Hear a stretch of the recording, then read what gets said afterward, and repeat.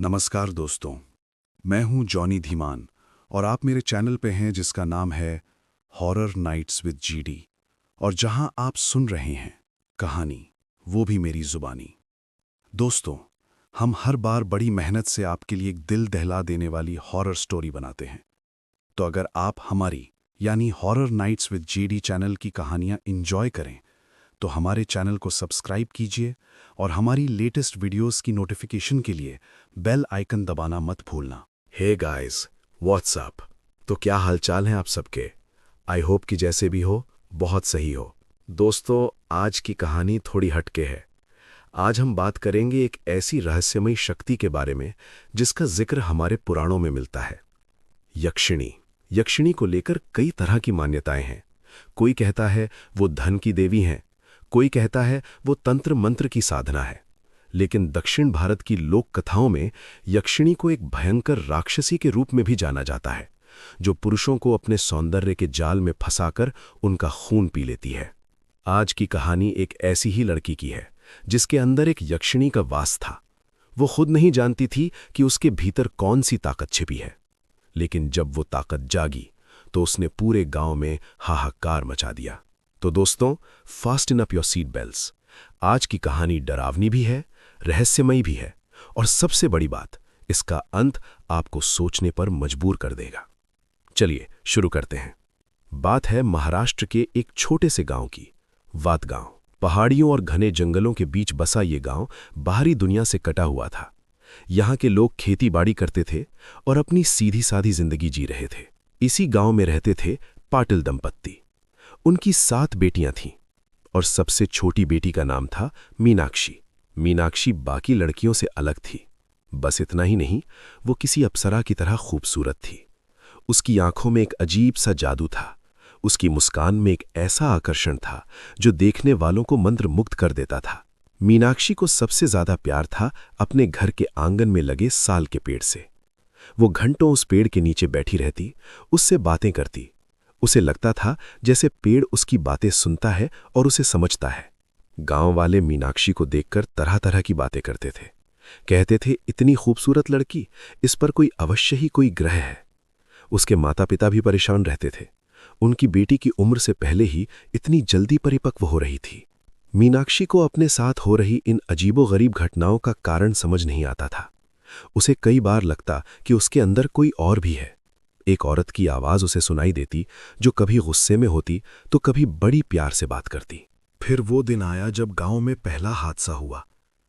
गांव का एक लड़का, जो मीनाक्षी को रोज घूरा करता था, अचानक लकवाग्रस्त हो गया। उसकी आंखें खुली की खुली रह गईं और उसके मुंह से लार टपकने लगी। डॉक्टर को कुछ समझ नहीं आया। लोगों ने कहा, कोई शैतान है इस गांव में। कुछ दिनों बाद एक और लड़का गायब हो गया। उसकी तलाश की गई तो वो मीनाक्षी के घर के पीछे साल के पेड़ के नीचे मृत पाया गया। उसके शरीर पर कोई निशान नहीं था, बस उसका चेहरा डर से विकृत था, जैसे उसने कोई भयानक चीज देख ली हो। गांव वालों की नजर अब मीनाक्षी पर थी। वे उसे शक की नजर से देखने लगे। मीनाक्षी डर गई थी। वो रोज रात को उस आवाज से बात करती जो उसके अंदर से आती थी।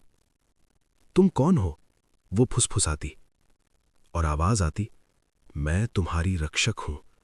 मैं वो हूं जो तुम्हें बुरी नजरों से बचाती है। मैं हूं यक्षिणी। मीनाक्षी ने कभी ये नाम नहीं सुना था। उसे समझ नहीं आया कि आखिर उसके साथ क्या हो रहा है। गांव में एक दिन एक नया चेहरा आया। नाम था हरि कुमार। वो शहर से आया था मीनाक्षी की बड़ी बहन को देखने के लिए। उसकी मां ने रिश्ता तय किया था कि हरि कुमार उनकी बड़ी बेटी से शादी करेगा। लेकिन जैसे ही हरि कुमार ने मीनाक्षी को देखा, उसके पांव जमीन पर जड़ हो गए। वो कुछ बोल नहीं पाया, बस देखता रहा। मीनाक्षी की मां बोली, ये हमारी छोटी बेटी है, मीनाक्षी। हरि कुमार ने मुस्कुराने की कोशिश की, लेकिन उसकी आंखों में कुछ और ही था। एक चमक, एक लालसा, एक भूख। उसी रात मीनाक्षी के अंदर की आवाज गरजी, सावधान, ये आदमी खतरनाक है, इसकी नीयत साफ नहीं है। मीनाक्षी ने कहा, पर वो तो मेरे बहनोई बनने वाले हैं। आवाज ने कहा, वो तुम्हें चाहता है और उसकी चाहत तुम्हारे लिए खतरनाक होगी। हरि कुमार ने अगले ही दिन मीनाक्षी के माता पिता के सामने प्रस्ताव रख दिया। मैं मीनाक्षी से शादी करना चाहता हूं, उसकी बहन से नहीं। माता पिता हैरान थे, पर हरिकुमार बहुत अमीर था, बहुत ताकतवर था।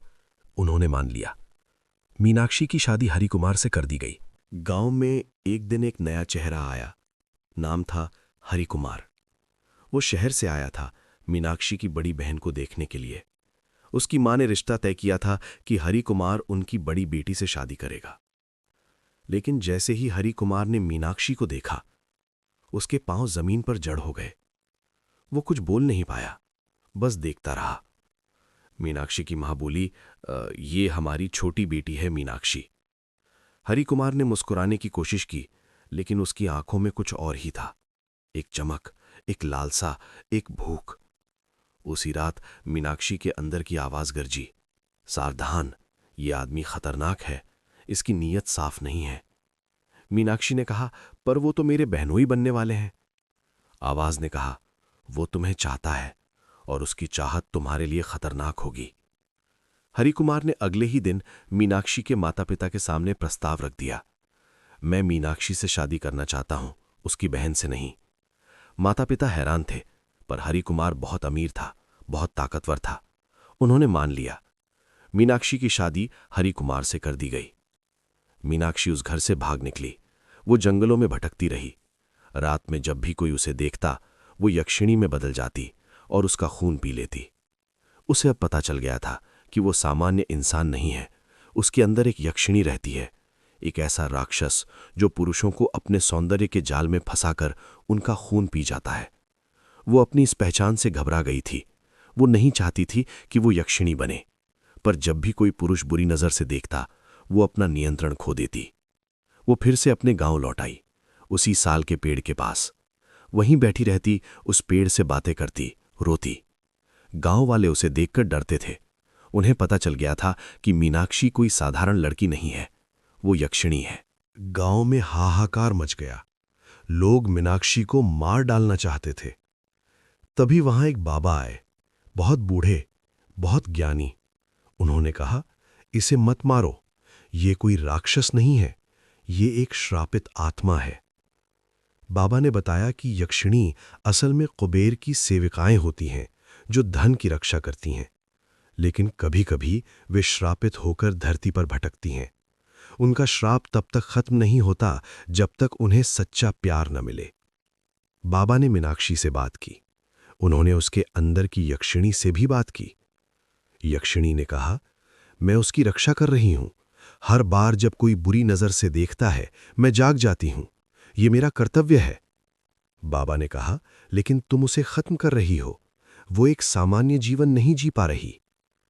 यक्षिणी चुप रही। बाबा ने एक उपाय बताया, एक तांत्रिक विधि, जिससे यक्षिणी को मीनाक्षी के शरीर से मुक्त किया जा सकता था। लेकिन इसके लिए एक शर्त थी। कोई पुरुष जो सच्चे दिल से मीनाक्षी से प्यार करता हो, बिना किसी लालसा के उसे ये अनुष्ठान करना होगा। गांव में ऐसा कौन था? सभी तो मीनाक्षी को डरावनी नजर से देखते थे। सभी की आंखों में वासना थी, डर था, पर प्यार नहीं। तभी सामने आया गांव का एक लड़का, सूरज। वो बचपन से मीनाक्षी को जानता था। उसे मीनाक्षी से प्यार था, सच्चा प्यार। उसने कभी उसे बुरी नजर से नहीं देखा था। वो उसके रूप पर नहीं, उसकी आत्मा पर मरता था।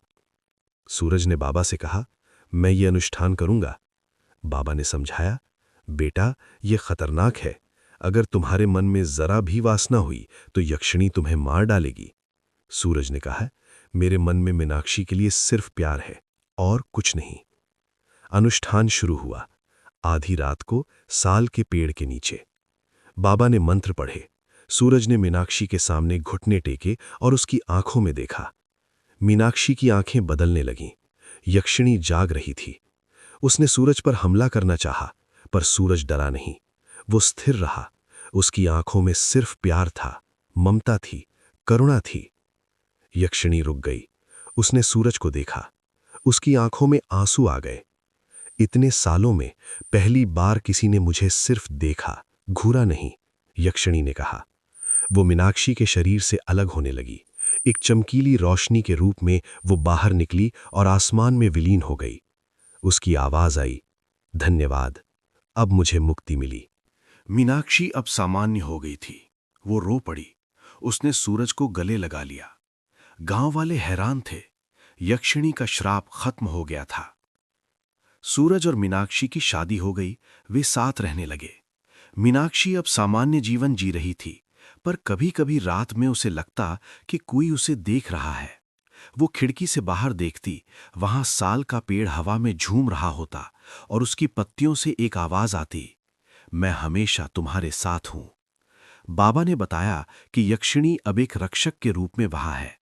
वो किसी को नुकसान नहीं पहुंचाएगी, बस मीनाक्षी की रक्षा करेगी। गांव में फिर से शांति आ गई। लोग मीनाक्षी को अब डर से नहीं, प्यार से देखते थे। वो उनके लिए एक जीती जागती मिसाल थी कि सच्चा प्यार किसी भी श्राप को खत्म कर सकता है। दोस्तों, ये कहानी सिर्फ एक यक्षिणी की नहीं है। ये हर उस लड़की की कहानी है जिसे समाज बुरी नजर से देखता है। ये हर उस इंसान की कहानी है जिसके अंदर कोई और ताकत छिपी हो, पर वो उसे काबू करना चाहता हो। यक्षिणी को लेकर कई तरह की मान्यताएं हैं। कोई उसे देवी मानता है, कोई राक्षसी।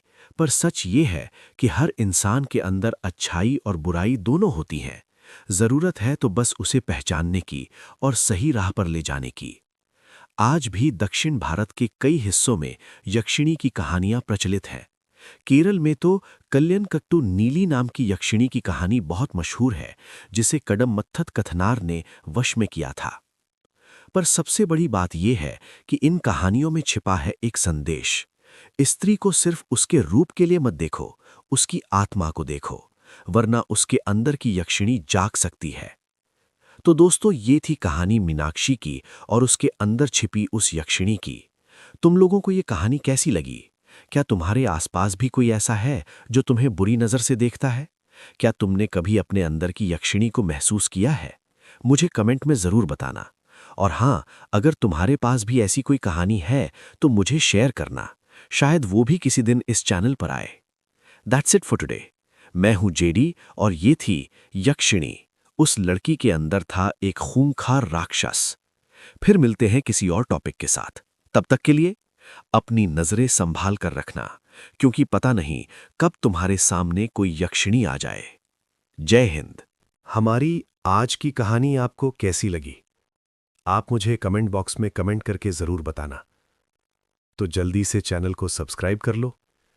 अगर आपके पास भी कोई कहानी है, जैसा कि ज्यादातर लोगों के पास होती हैं, या कोई सच्ची घटना का अनुभव है, और अगर आप चाहते हैं कि मैं उसको अपने चैनल पे शेयर करूं, तो आप अपनी कहानी मेरे ईमेल पे भेज सकते हैं।